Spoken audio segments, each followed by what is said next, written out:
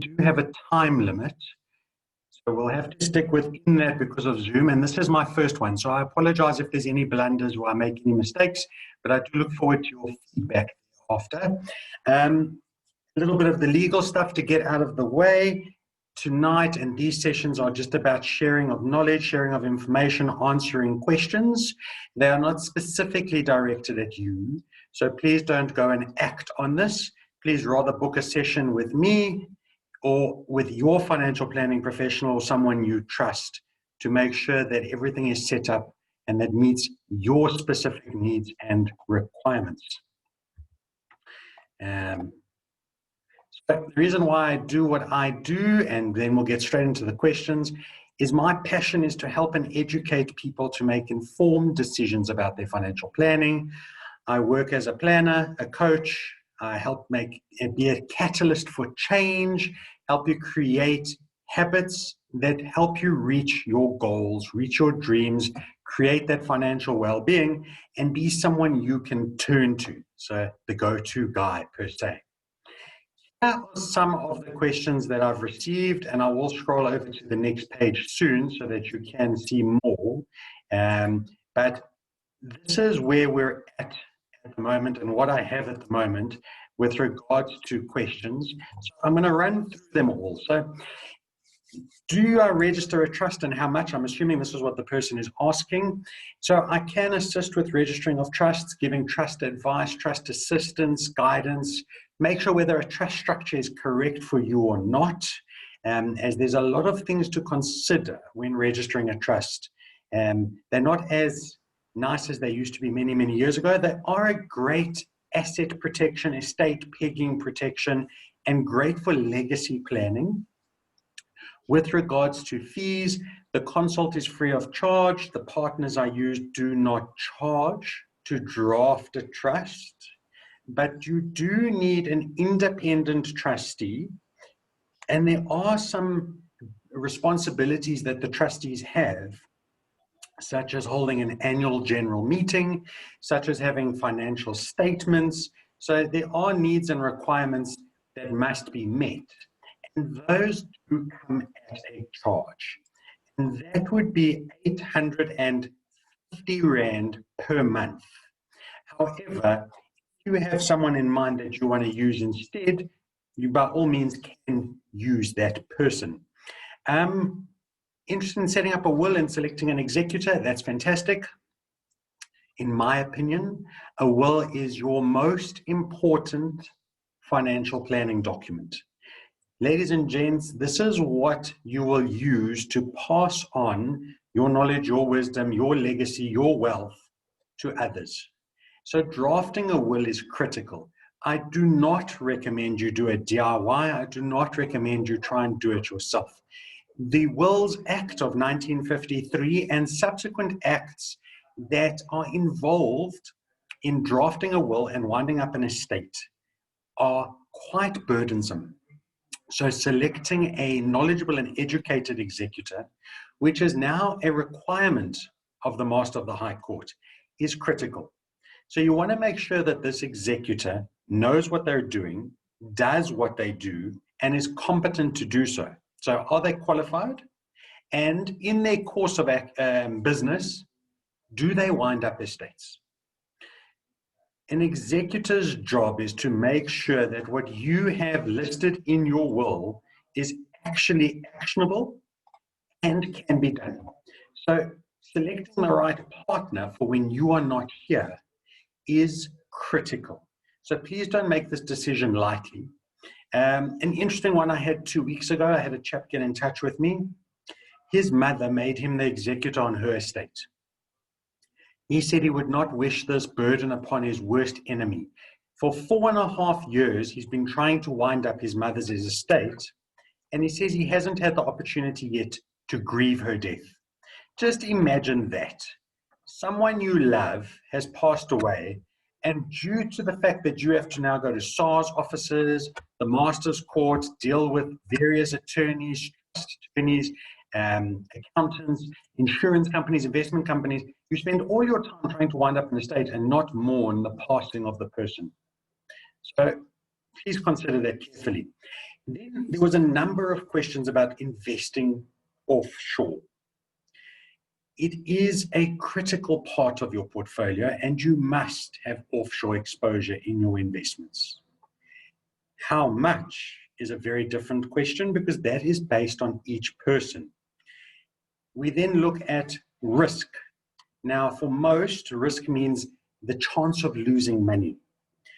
For us as financial planners, we look at risk quite a lot larger. It's a lot more broad than just potentially seeing a negative value on your statement.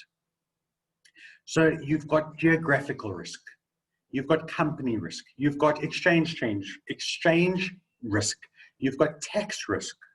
So you must consider a large number of elements when deciding on an offshore investment, as this person has said, with decent growth, because obviously that's what we want. Now, I want to ask you, what is decent growth? Because to one person, 7%, very decent. To another person, 10%, they'll laugh at it. I've spoken to people who expect a 20% return. So what is decent growth? Put a number to it, and also give it a time frame. Decide how long you're going to invest for, and then we need to match portfolios appropriately and applicable to that. How can you access offshore investments? That's very, very easy. There's a number of options, and no, please don't come with a suitcase full of money. Then we have to report you to FICA, the Financial Intelligence Center. So suitcases of money is a problem. But you can start investing offshore with a couple $100. That's right, just a few $100, and we can start investing you into a nice diverse basket of companies operating in various countries for great growth. My guidance with regards to offshore investing is that your time frame is 5 to 7 years or longer. So you need to consider that. Moving your money offshore, well, it depends now if you're going to be investing in a rand denominated investment, or if you want to convert to a foreign currency and then invest that currency offshore. So it depends on your intention. It also depends on how much money you've got too. If it's rand denominated, it's nice and easy. There's not much we need to do except a normal investment process. If you're taking money offshore, you can often do that with your bank. I have a few partnerships with foreign exchange conversion businesses where we'll then, if you need to take money to, I've got people I helped recently to Australia, you can choose a particular exchange rate that you would like, and you would transfer your rands into their account. And as soon as those rands hit the particular exchange rate in US dollars, Australian dollars, pounds, wherever it might be, that transaction would then take effect. Remember, you're allowed to take offshore 1 million rand is your discretionary allowance, or your travel allowance, it's often dubbed. This you can do without Reserve Bank clearance. But bear in mind, any transactions you have done offshore, such as a Netflix account, buying off eBay, and so on, will offset, if you've made those purchases in a foreign currency, against your offshore allowance, as well as if you've bought foreign currency because you maybe traveled. That yearly allowance, an interesting one, I'm not sure why SARS did that, is not March to Feb, but it's actually January to December. So your million rand is a January to December allowance, and that's available per taxpayer. So if you are married or spouse, or you're in a permanent union, you can take offshore 2 million rand a year at your discretion. You're then allowed a further 10 million rand a year per taxpayer, and that's via Reserve Bank clearance. And generally, as long as your taxes are up to date, you would then be allowed to go offshore. So it's fairly simple, not much involved to it.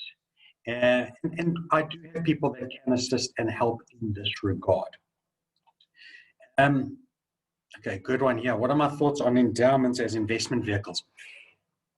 An endowment, a retirement annuity, a tax-free account, a pension fund, a provident fund, these are what we call a wrapper. Now, a wrapper essentially means how it's going to be taxed either the contributions within the investment or when you take it out, as well as when someone passes away. It also factors in access to your money and where you can invest. Endowments are good in a couple of ways. They would form outside of your estate. So potentially there's no estate due to your executor's fees, potentially. You can protect them from creditors after 3 years. They would then be naturally protected from creditor claims. You can nominate beneficiaries, so proceeds get paid out a lot quicker. However, your contributions to an endowment are not tax deductible. Your growth within an endowment, in most situations, is taxed at 30% within the endowment structure. So you won't, as an individual taxpayer, get a tax certificate. You won't have to declare anything to SARS, but 30% of the growth will be taken off and paid across on your behalf. So I'm keeping it very simple here. But if you had put in money and that money, let's say this month grows by 1,000 Rand, you only get 700 Rand of it. And then after 5 years, as they have a minimum of a 5-year term, they can become what we call open-ended, meaning you can access them at will. And those proceeds then are paid out to you after tax, so there's no further tax payable on them. So sometimes when they are sold, they are said to you that they pay out tax-free. That is not quite correct technically. It's paid out post-tax, meaning the tax has already been deducted. So when the money comes out of the endowment into your bank account, you don't have to pay any further taxes on it. Would someone please do me a favor and just drop a message in the chat box just to make sure that you're hearing me? And please also feel free to drop any questions in the chat box, because if we have some time after my questions that have been sent in online, I would like to answer those for you too. Then, would I think of them as something better than an RA? Definitely not. No product is better than another product. And every product has its place. And I'll say one big bold statement: if there is no perfect investment. So please don't think that one thing is better than the other. That doesn't apply. And what's right and good for me in my portfolio might not be good for Jaden, or might not be good for Tracy or for Guy. So it all depends person by person. Thanks to everyone. I'm glad the sound is working. So we've got to look at things in personal circumstance. We need to be careful of getting, and this comes up a lot in my business and in my practice, is I'll get the inquiry, Terence, I'd like to invest in the XYZ fund because my neighbor has it and he's got such good returns. When did your neighbor buy into the fund? And what was the market doing at that particular point in time? And what product did he use? It's not how much money, because the money is not the important one here. There's a lot more to consider. So please don't think that one product is better than the other. I am going to make a podcast series around retirement annuities and why they are bad and why they are great. Something just to put there as a caveat: even a bad investment is better than no investment. Here's some more questions. Oh, this has been going so well. I'm loving it. Right. In the economic climate at the moment, money markets, a good place to invest your money. So why? And if so, why not? All right. I want to just open up another slide. Please give me 1 second so I can just share something else with you. And this has been done, and it's absolutely spectacular in my mind. Whoops. There we go. And let's just try and zoom in. And I can always send this across. If anyone likes, just shoot me a message, pop me an email. This shows you 1,000 Rand invested in 1929. So, ladies and gents, almost 100 years of information. And it's across all asset classes for the last 100-odd years. And you can see various events in history, what happened, etc. Now, let me blow your minds. South African equities over the almost 100 years has been the best performing asset class. I don't think it's going to be the best performing over the next 100 years. That's another conversation. Global equities, a high equity fund. Now, please just go down with me. South African cash. There's your money market. Right. Let me zoom in so you can see that. So cash over the last 100 years has averaged a return of 6.6%. Inflation has averaged 5.8%. So you have basically matched inflation. Your money hasn't really gone anywhere. And this is why we say cash long-term is not a good investment. There's US cash, which is slightly better, and we'd have to look at what the US inflation rate has been over the last 100 odd years. But this is why we say growth assets are where you want to be. And that's in equities. Even if you went in a cautious equity fund, this would be around about 25 to 40% equity exposure. And this would then be 75% plus. This is 100% global and 100% local equities. Look at that return over the last 95 years compared to a cash-based investment, which was only at 6.5. And this is why I say, and a lot of advisors will tell you, is that investing in cash long-term is not a good investment. Cash generally matches or slightly outperforms inflation. And depending on the amount of money you've got in cash, you are then also going to pay tax. Cash, however, is more of a savings vehicle. So that would be something where you've got a 12 to 18-month term or less. So for instance, like me, I like to have a nice 3-week holiday in December. I put money into my bond actually, or a bit into money market. Those are cash-based investments because I'm going to use that money within 12 months of putting the money in. So I don't want any market exposure. I don't want any volatility.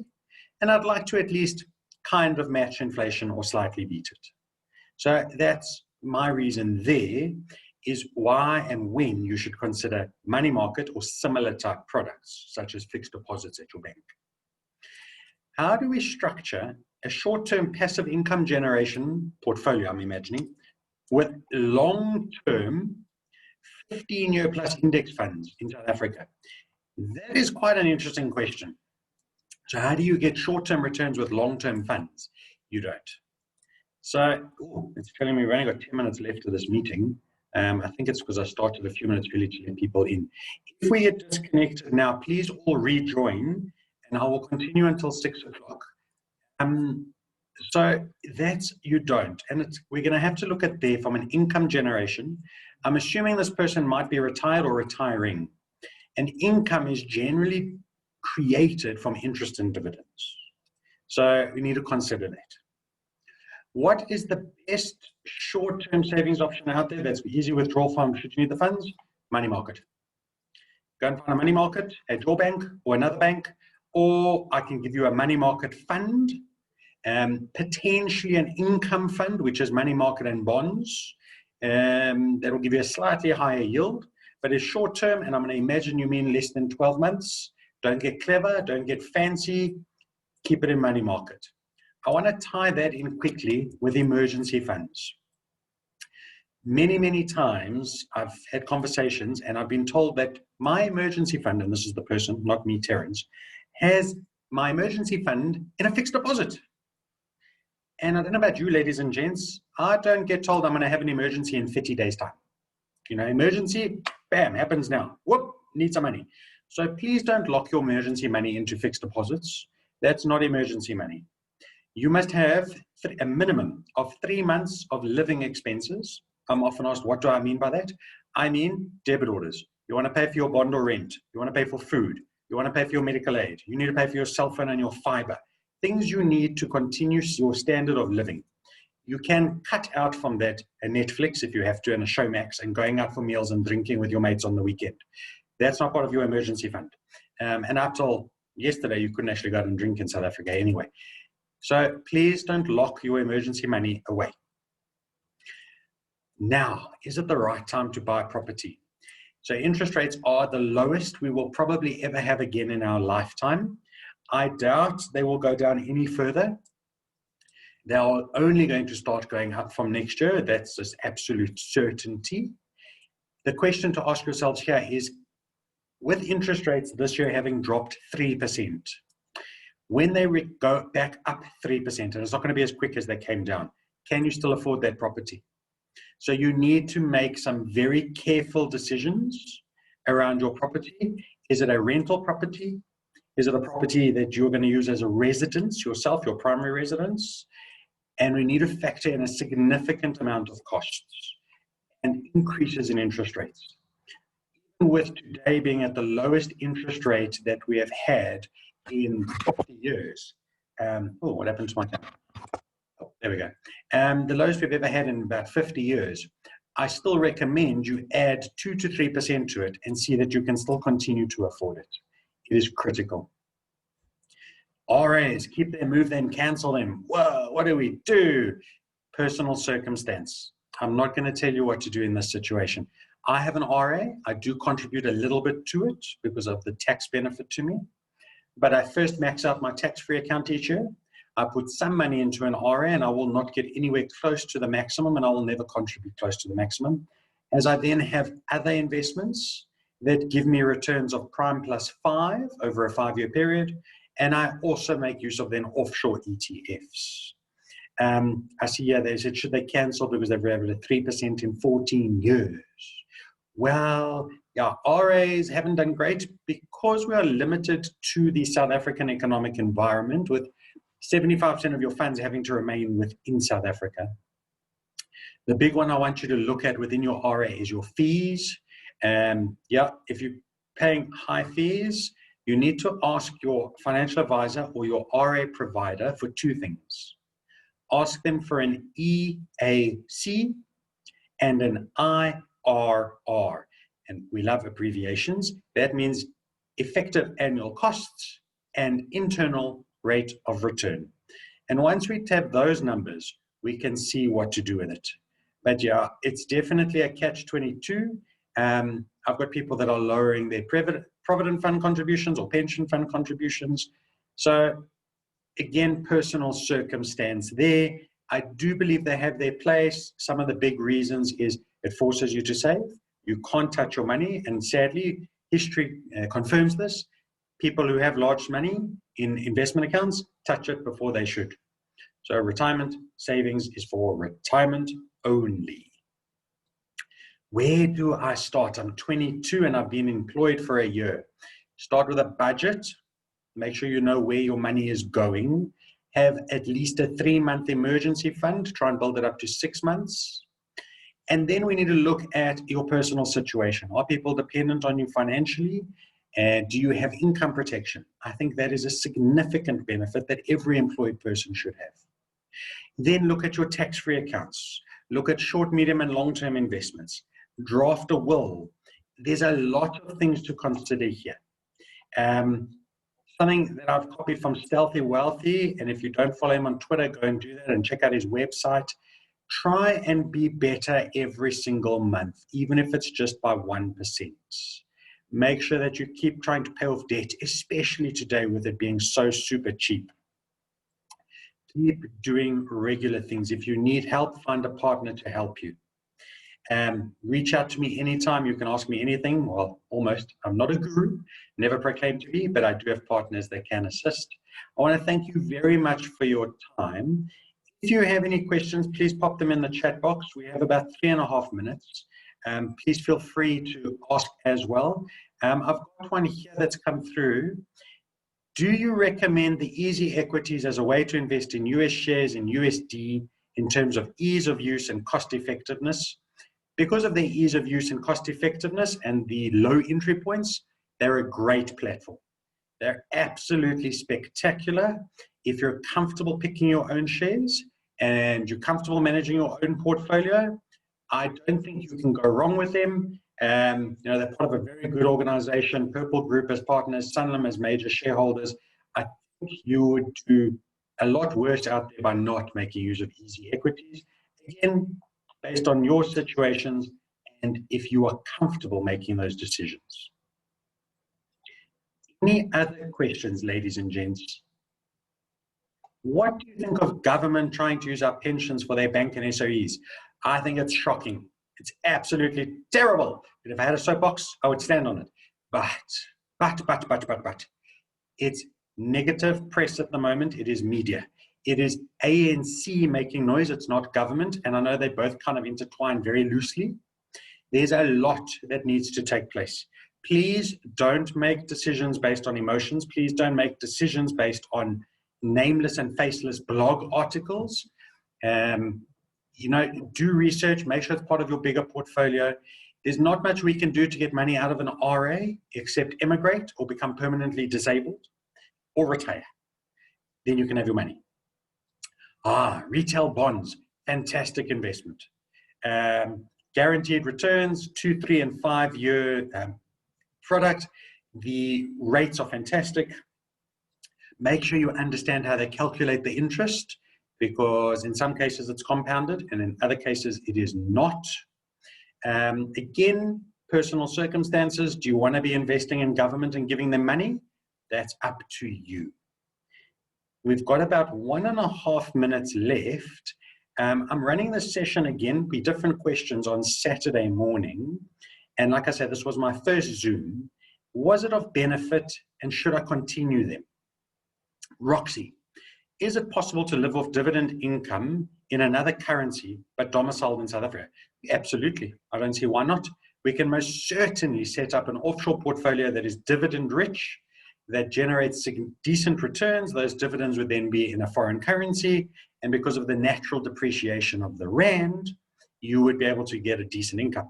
Please remember though, there is no dividend withholding tax on offshore investments. So when it comes here, it will be part of your income tax and it would be taxable. So we need to factor in those costs too. Right, I think we're going to run out of time. So please do check out my website, terencetobin.co.za. Check out my podcast. It's available there too. Shoot me a message anytime. And I hope you all have a blessed, safe, and wonderful evening. Take care.